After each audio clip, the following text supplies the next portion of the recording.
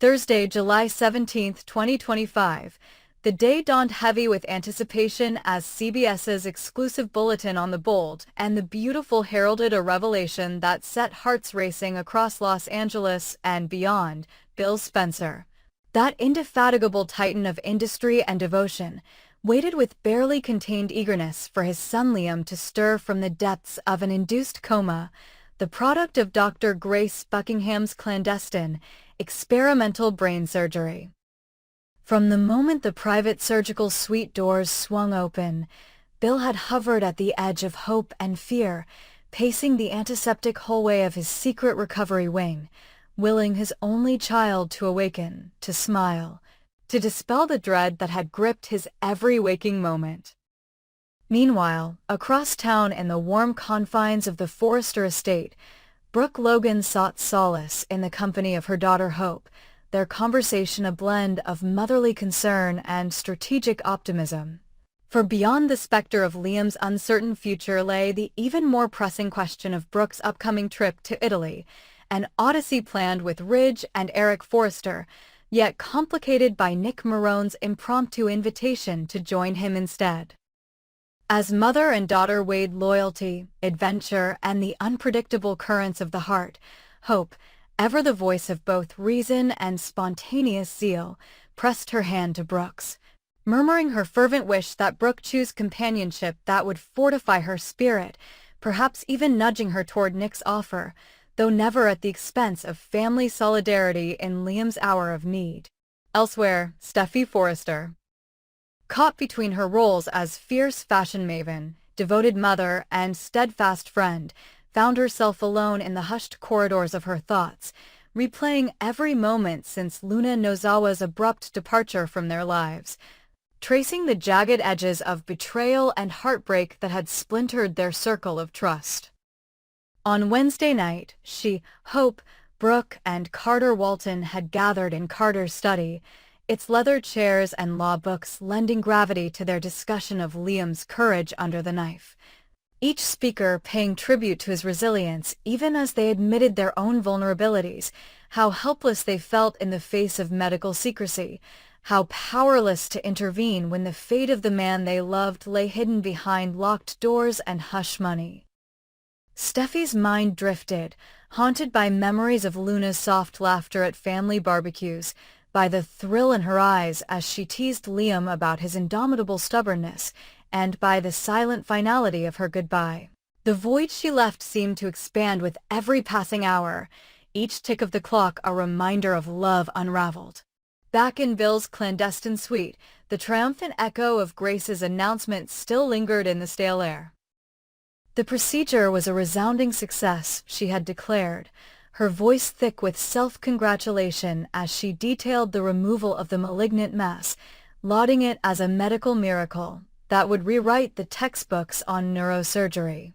Bill, his pulse still racing from shock and relief, had leaned forward, eyes shining, voice raw as he asked the question that had tormented him.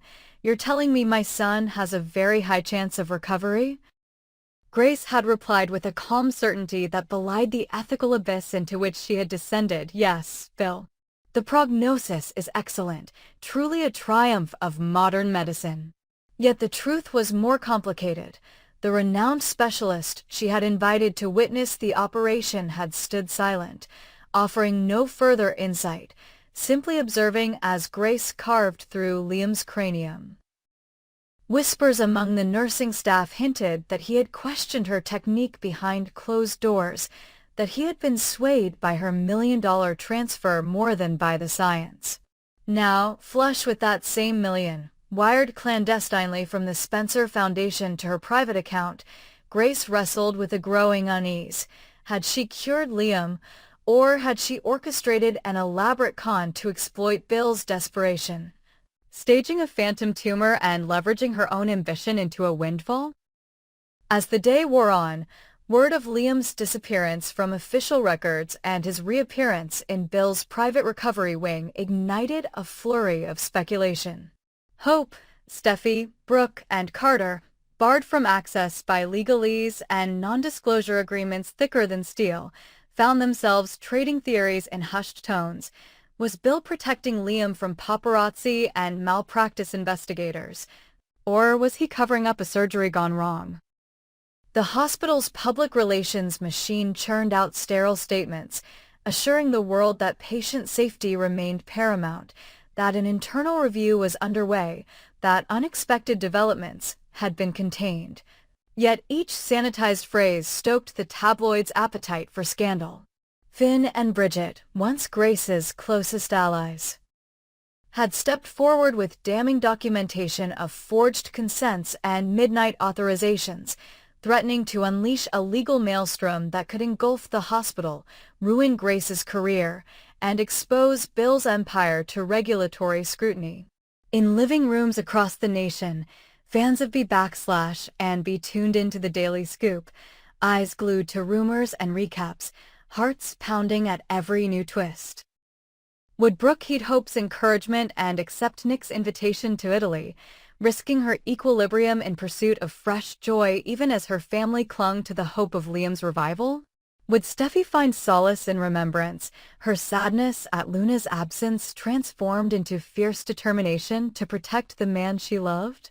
Would Grace face a reckoning for her audacious gamble, her promise of a miraculous recovery exposed as the ultimate betrayal? And most pressing of all, would Liam Spencer, drifting at the edge of consciousness, awaken whole, tumor-free, his memory and motor skills intact, ready to rejoin the world and his family, or would he emerge broken, a tragedy wrought by hubris and deception? As Thursday gave way to Friday, the stage was set for a cascade of revelations that would test loyalties, ignite rivalries, and reshape destinies.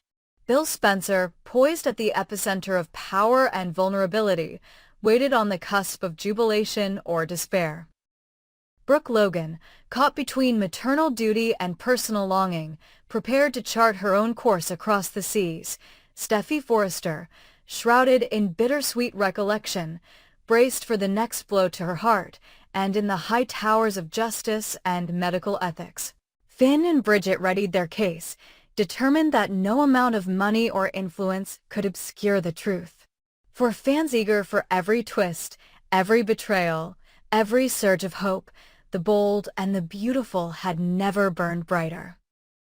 Or promised a more explosive reckoning.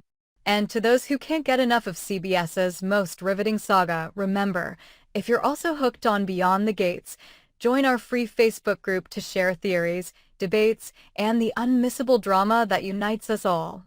In the cavernous courtroom, where sunlight filtered through tall, arched windows and dust motes danced above rows of gleaming mahogany benches, the trial of Dr. Grace Buckingham commenced under the unflinching gaze of Judge Hernandez. On one side, Steffi Forrester, clad in a tailored charcoal suit, her expression steely yet haunted, sat alongside the hospital's lead counsel, their files piled high with affidavits, medical charts, bank statements, and transcripts of damning phone calls. On the other side, Grace Buckingham's defense team, arrayed in dark suits that whispered privilege, arranged their own voluminous binders, desperate to contain the mounting tide of evidence alleging that Grace had conspired with Bill Spencer to perform an illicit, unapproved brain surgery on Liam Spencer, falsified consent forms, and bilked the hospital out of $1 million research grant. The air crackled with anticipation. Each neatly tabbed exhibit, each witness subpoenaed by the plaintiffs, each motion in limine filed in the sterile days leading up to this moment bore the weight of life and death consequences for Grace's career, the hospital's reputation, and the fragile alliances binding the Spencer and Forrester families together.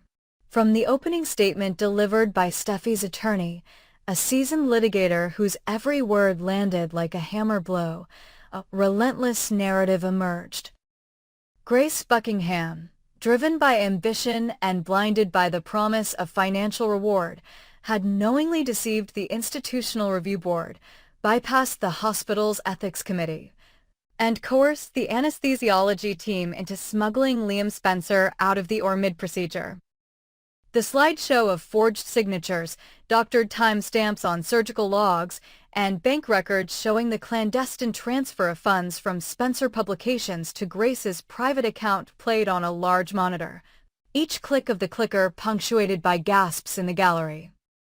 Steffi watched, her jaw clenched, as the overhead projector zoomed in on a text message chain in which Grace had mocked the hospital's red tape while congratulating herself on pulling off the greatest medical heist of the decade. When a hush fell and the evidence settled like a heavy fog over the courtroom, Grace's legal team rose to object, but Judge Hernandez, unmoved, sustained the objection only to remind the defense that the truth, however unpalatable, must be laid bare.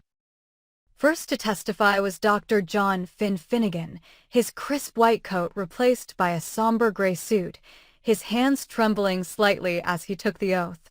Under direct examination, he recounted how he had first voiced concerns upon discovering the backdated IRB approval, how he and Bridget had confronted Grace in hushed hospital hallways only to be rebuffed with thinly veiled threats about reputational damage if they spoke out. His voice cracked as he described the moment he realized that Liam Spencer, a man he loved like a brother, had become the unwitting centerpiece of Grace's reckless ambition.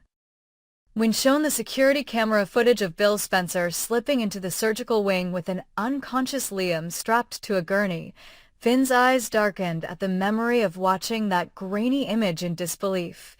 The sight of Spencer's iron grip on the gurney handles a testament to the lengths a desperate father would go to protect his son, and the depths to which Grace had plunged to satisfy her own ego.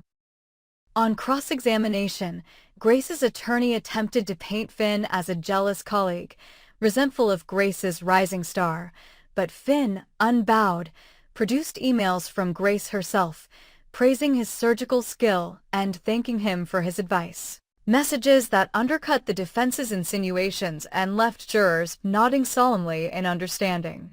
Next, the plaintiffs called Bridget Forrester, her poise unshaken as she strode to the stand in a tailored Navy ensemble. Under oath, she walked the jury through the hospital's chain of command, how every experimental procedure required multi-tiered approval, how the Ethics Committee's minutes contained no record of Grace's proposed tumor excision trial, how the financial office flagged the $1 million withdrawal as irregular, and how multiple staff members reported whispered meetings in the night, hushed conversations behind closed doors. Bridget held up a bank statement showing the transfer's precise timestamp, 2:47 a.m., the very hour Liam's anesthesia was induced, and with a clinical detachment born of years in corporate oversight. She explained that no legitimate research trial would ever commence in the quietest hour of the morning, absent the board's blessing. The courtroom murmured as she concluded, this was not medicine, it was a con. When the defense lawyer sought to discredit her by highlighting old rivalries between the Forrester family and Grace's department head, Bridget merely smiled, her gaze unwavering, and responded that professional integrity transcended personal conflict, and that her only loyalty was to patient safety and ethical conduct. Then, in a dramatic twist, the hospital itself called Bill Spencer, not as a witness for the defense, but as a reluctant witness for the prosecution. Bill took the stand looking every bit the powerful patriarch turned penitent collaborator.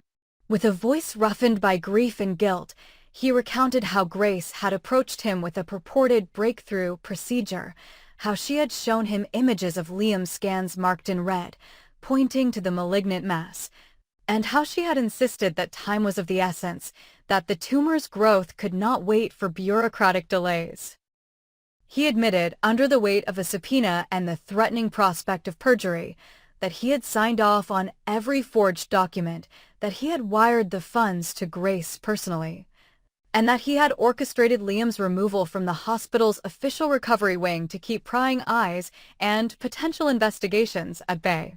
Yet Bill's testimony carried a note of sorrow. He emphasized that his actions, however reckless, had stemmed from paternal love, from the raw terror of watching his son's life ebb away.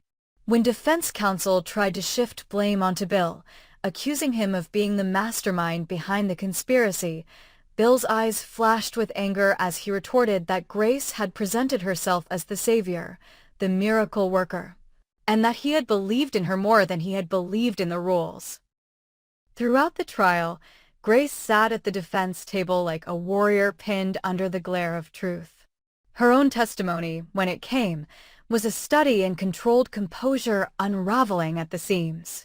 She insisted that every decision had been made in Liam's best interest, that the urgency of the situation had rendered standard protocols obsolete, and that her methods, though unconventional, had saved a life.